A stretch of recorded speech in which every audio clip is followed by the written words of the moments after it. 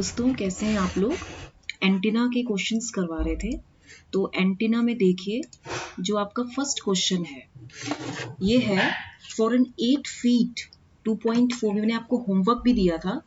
For an 8 feet 2.4 metre parabolic dish antenna operating at 4 gigahertz the minimum distance required for far field measurement is closest to. अब इस question में आप देखिए मैं आपको बताती हूँ।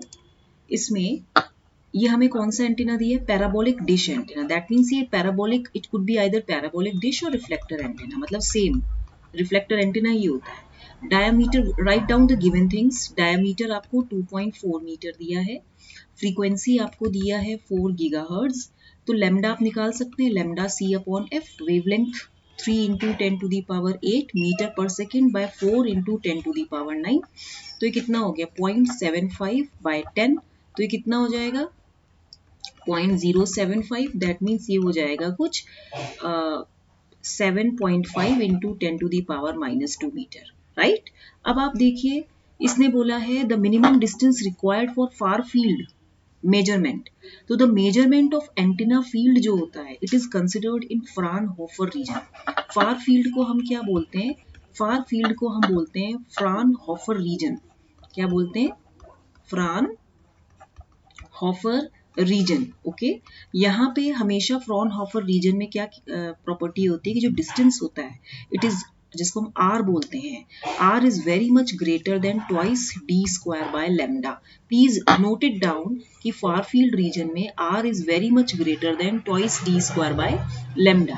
D is the diameter of antenna. Okay, अब आप इसमें देखिए जब आप इसको सॉल्व करेंगे तो r is equal to how much, this is equal to 2 into diameter is 2.4 metre का होल स्क्वायर अपॉन लेमडा कितना हो जाएगा 7.5 into 10 to the power -2।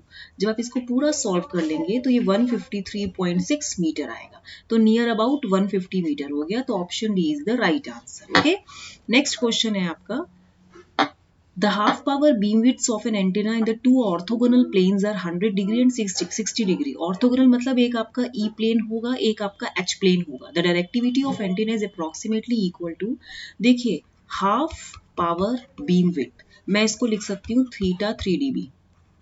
This is given as 100 degree. फिर आपको दिया है हाफ पावर बीम विड्थ, मतलब एक ई प्लेन में होगा एक एच प्लेन में होगा। ये 3 dB, ये आपको 60 डिग्री दिया हुआ है। ओके, तो इसमें देखिए आपसे क्या पूछा है, डायरेक्टिविटी ऑफ एंटीना। इसका एक फॉर्मूला है कि डायरेक्टिविटी इज इक्वल टू 41200, ठीक है, theta 3 dB into phi 3 dB। Okay, इसको सॉल्व करिए 41200 डिवाइड बाय 100 इंटू 60 डिग्री। इसको हम अगर सॉल्व करेंगे तो सॉरी ये 2 जीरो तो कैंसिल हो गए, तो ये 412 अपॉन 60 आ गया। अब 6 8 जा 48, 6 7 जा 42, 6 6 जा 36, देन इधर 52 हो गया तो 6 जा कितना 36, 6 7 जा 42, 6 8 जा, हाँ तो कुछ 68 पॉइंट समथिंग आएगा ये। तो अगर हमें रेडियन में दिया है दैट मीन्स देखिए ना आप इसको सॉल्व भी कर सकते हैं। देखिए ये कितना हो जाएगा 412 डिवाइड बाय 6, तो 6 7 जा 42 नहीं चलेगा, 6 6 जा 36, तो ये 5 हो गया ये पे। फिर ये 2 हो गया, 6 8 जा 48 एंड 6 9 जा 54, तो 6 8 जा आ जाएगा। 6 8 जा 48 अगेन 4 हो गया। फिर पॉइंट निकाला आपने, 6 3 जा 6 5 जा 30, 6 6 जा 36, 6 7 जा 42। तो यहाँ पे ये नियर अबाउट आपका हो गया 68.6 10। तो ये वैल्यू कुछ हो जाएगी 6.86। दैट मीन्स नियर अबाउट अगर आप देखें ये 8 dB के करीब आएगा। आप इसको निकाल भी सकते हैं 10 log base 10, 6.86 को, ठीक है आप इसको चेक कीजिएगा। तो इसका नियर अबाउट आंसर जो होगा डीबी में, जनरली डायरेक्टिविटी हम डीबी में कैसे निकालते हैं 10 log base 10 डी जो रेशियो होता है। ठीक है, तो एक मिनट रुकिए मैं आपको बताती हूँ। मेरे पास अगर कैलसी है इधर, क्योंकि ऐसा है ना मैं भी कुछ सोच के बैठती हूँ कि आप लोग भी सॉल्व कर रहे होंगे, तो मैं कैलकुलेटर ले लेती हूँ। log base 10 68 पॉइंट, रुकिए यहाँ पे अगर मैं देखूं log 6.85 है तो मैं इसको log 7 लिख सकती हूँ। सॉरी log 7, इसमें log 7.8 हो रहा है, तो यहाँ पे आप लिख सकते हैं, देखिए ये जो है आपका log 7 कितना है आपका, देखिए ये 6.86 है, तो नियर अबाउट ये 7 हो गया, तो 10 log base 10 7, तो log base 10 आपका कितना है 0.8 था, तो 10 into 0.8 that means near about 8 dB, तो इसको आपको उसमें कन्वर्ट करना पड़ेगा, तो आंसर आपका 8 dB है। नेक्स्ट क्वेश्चन है आपका, a medium wave radio transmitter operating at a wavelength of 492 meter has a tower antenna of height 124 meter. What is the radiation resistance of antenna? देखिए आपको कौन सा रेडियो ट्रांसमीटर दिया है, मीडियम वेव का दिया, आपने पढ़ा होगा ना, VLF, LF, MF, HF, VHF, UHF, SHF, EHF, ये सब पढ़ा है ना, इनकी फ्रीक्वेंसी तो याद होगी, 0 to 2 किलो हर्ट्ज, फिर 2 to 2 to 3 किलो हर्ट्ज ऐसे कुछ होता है, ये 3 to 30 किलो हर्ट्ज होता है medium frequency, 30 to 300 kilo hertz होता है, ठीक है।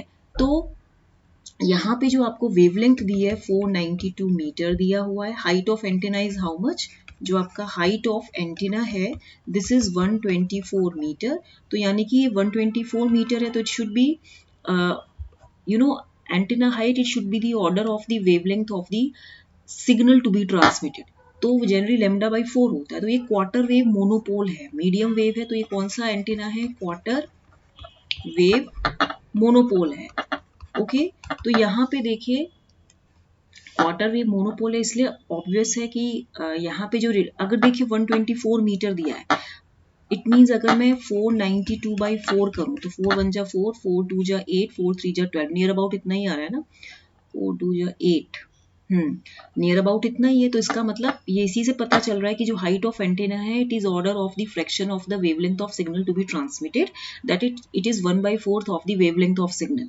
ठीक है, जो आपको गिवन वेवलेंथ है उसका 1/4 है, तो क्वार्टर वेव मोनोपोल है, इसीलिए इसका जो रेडिएशन रेजिस्टेंस होगा आपका ये कितना हो जाएगा 36.5 ओम्स, तो यहाँ पे ये जो होगा आपका बी ऑप्शन होगा इसका आंसर, ठीक है। तो ये क्वेश्चन हो गया। अच्छा, उसके बाद देखिए यहाँ पे और तो एक क्वेश्चन और है, in a uniform linear array 4 isotropic radiating elements हैं आपके, ठीक है, they are spaced lambda by 4 apart. The progressive phase shift between the elements required for forming the main beam at 60 degree of the end fire. Progressive मतलब होता है जो उसका consistency में जो कंजिक्यूटिव फेज शिफ्ट आता है, फेज डिफरेंस। देखिए यूनिफॉर्म लीनियर एरे जो है आपका of n elements, of if there are n array elements, radiates in either broad side, ये कहाँ रेडिएट करते हैं, या तो ब्रॉड साइड में करते हैं या एंड फायर डायरेक्शन में करते हैं, that means either they radiate in broadside direction or in end fire direction, remember radiate either in broadside direction or end fire direction, ठीक है।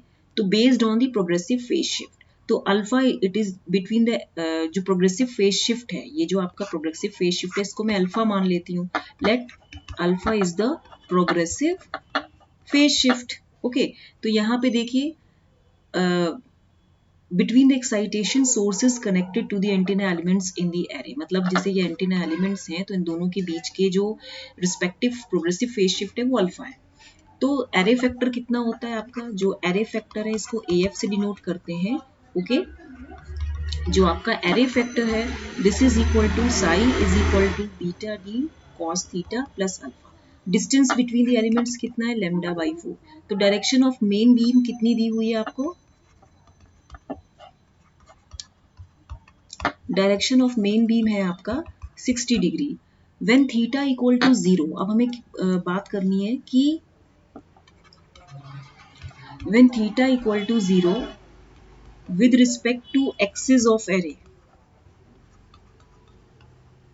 तो इसको हम क्या बोलते हैं एंड फायर टाइप, मतलब एंड फायर एरे बोलते हैं with respect to axis of array. When theta is equal to 90 degree with respect to axis of array, तो it is broadside array, ये ब्रॉड साइड एरे होता है। कहने का मतलब क्या है कि मैं यहाँ पे मार्कर भी चेंज कर लेती हूँ, व्हेन थीटा इक्वल टू 0 कहाँ पर है with respect to axis of array, that means यहाँ पे अगर आप देखें तो ये यहाँ पे जा रहा है ना इस साइड हॉरिजेंटली, तो ये क्या है एंड फायर है, और यहाँ पे 90 डिग्री बोल रहे हैं तो यहाँ पे ये इस वे में है, तो ये क्या है, ब्रॉड साइड है। तो गिवन की मेन लूप जो है 60 डिग्री ऑफ एंड फायर है, तो यहाँ पे जो आपका थीटा है ये 60 डिग्री है। तो यहाँ पे आप लिखिए इधर कि psi is equal to alpha plus beta D cos 60 degree. तो यहाँ पे ये कितना है, ये 0 है। तो यहाँ पे ये क्योंकि ठीक है, तो यहाँ पे जो अल्फा की वैल्यू आएगी वो होगी माइनस बीटा डी कॉस 30 कितना होता है, √3/2 कॉस 60 हाफ होता है ना। तो यहाँ पे हम इसको लिख सकते हैं हाफ, तो minus 2π/λ, D is λ/4 and it is 1/2। तो ये कैंसिल आउट होके ये कितना हो जाएगा आपका -π/4 रेडियन। ये आपको पता होना चाहिए कि साइज शुड बी 0, क्योंकि इसने एंड फायर बोला है ना, एंड फायर। तो इसका जो राइट आंसर होगा वो सी ऑप्शन होगा, -π/4 रेडियन। तो आई होप ये क्वेश्चंस आपको समझ में आए होंगे। तो इसको लाइक शेयर सब्सक्राइब करना मत भूलिएगा, क्योंकि व्यूज कम आते हैं तो मैं डेली वीडियोस इसीलिए नहीं डालती हूँ, क्योंकि ऑलरेडी मेरी प्लेलिस्ट में बहुत सारे वीडियोस हैं। तो मैं चाहती हूँ पहले वो सब बच्चे उसको अच्छे से पढ़ लें। अगर व्यूज ज़्यादा आएंगे तो मैं डेली वीडियोस डालूंगी, नो प्रॉब्लम।